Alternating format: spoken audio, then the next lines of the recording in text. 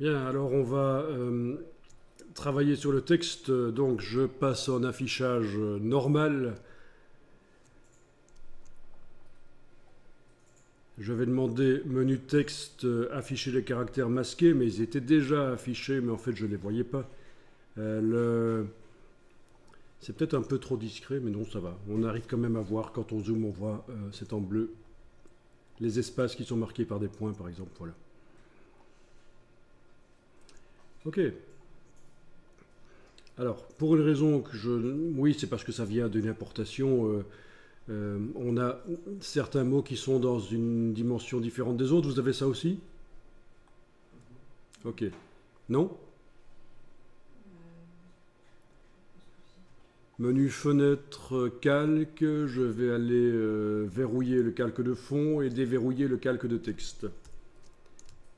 Donc je travaille au début du texte là, sur la page 38.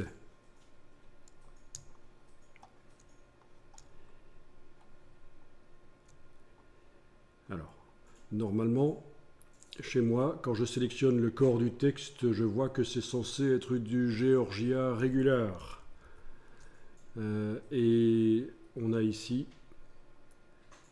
du Georgia Regular, oui, mais à une dimension différente. Bon, c'est pas grave, je vais en faire mon titre. Alors, vous avez le premier mot qui est squirrels, c'est ça? Vous allez mettre une balise de fin de paragraphe juste après. Voilà, touche entrée sur le clavier. Vous avez le deuxième mot qui est étymologie, c'est le sous-titre.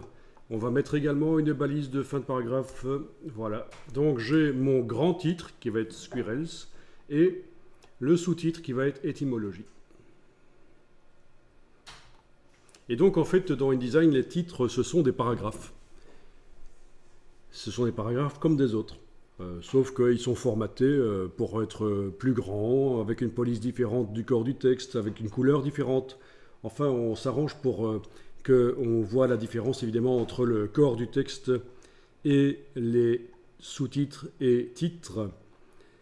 Alors une chose qu'on ne va jamais faire, c'est souligner. Il ne faut pas souligner les titres, ça fait quand même plus de 15 ans que ça ne se fait plus, les titres soulignés. Parce que maintenant, quand c'est souligné, ce sont en fait des hyperliens, comme on le voit ici dans le corps du texte. On a des choses soulignées, ce sont des hyperliens. Donc, pour faire comprendre qu'il s'agit de titres, ben, il va falloir les faire d'un aspect différent du reste. Police différente, taille de texte différente.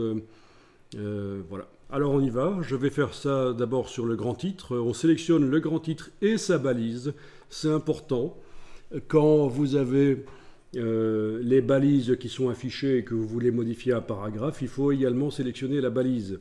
Il ne faudrait pas qu'elle reste à un corps 18, par exemple, alors qu'on va augmenter le titre à un corps 24. C'est un exemple.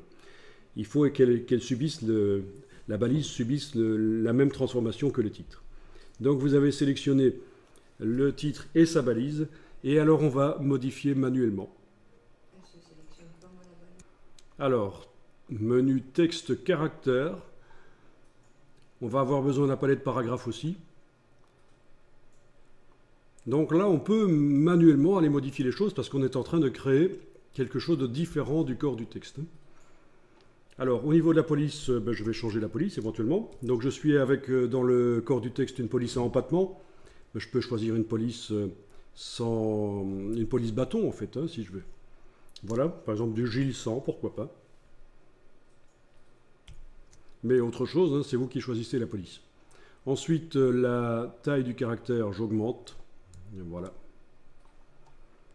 Alors, attention, parce que si vous augmentez trop la taille du caractère, à un certain moment, le mot ne va plus avoir assez de place pour se mettre sur la largeur de la colonne et vous risquez d'avoir un bug qui apparaît. Là, j'augmente encore. Ah, là, ça a coupé. Ok, oui, à un certain moment, voilà, tout le texte a disparu sur toutes les pages à cause de ce titre qui a un trop grand caractère. Voilà, donc il faut faire attention à ça. Donc si j'augmentais la taille du mot ici, même chose, hein. Encore plus vite, je pense.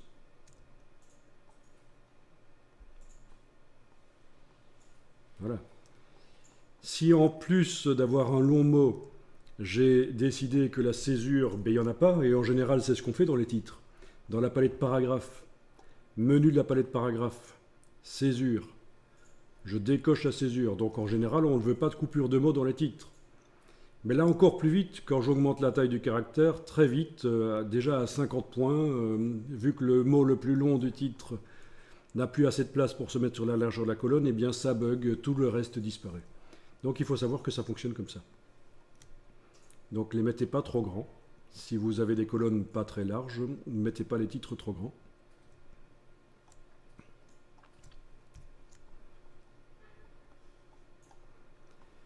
Donc voilà, le caractère est différent. Je vais également changer la couleur. Je pourrais choisir une couleur dans la photo avec la pipette et la touche Alt enfoncée.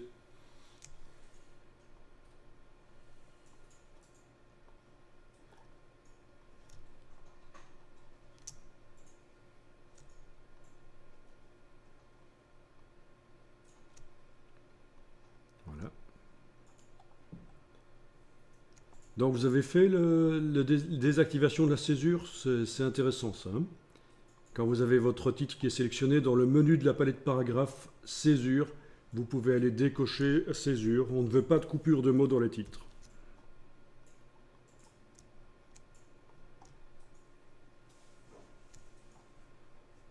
Si vous voulez, vous pouvez l'aligner à droite. Ça peut donner bien.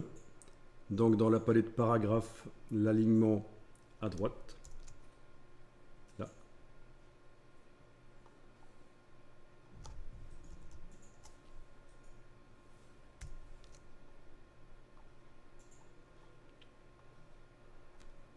Bien.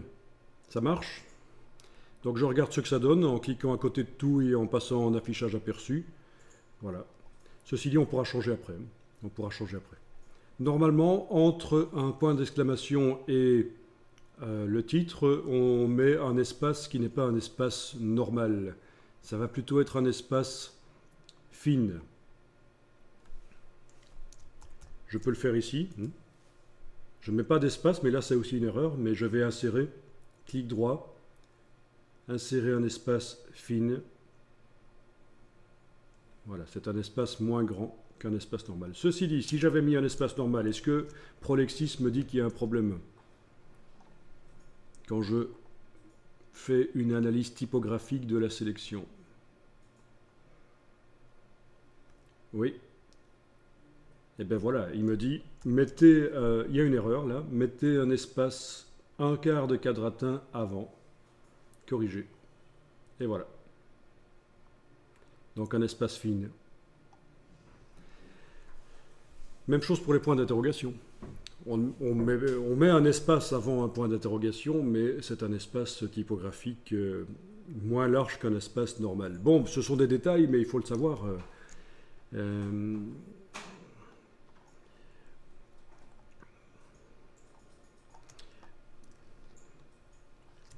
Vous n'êtes pas obligé dans un premier temps de faire attention à ça, en fait.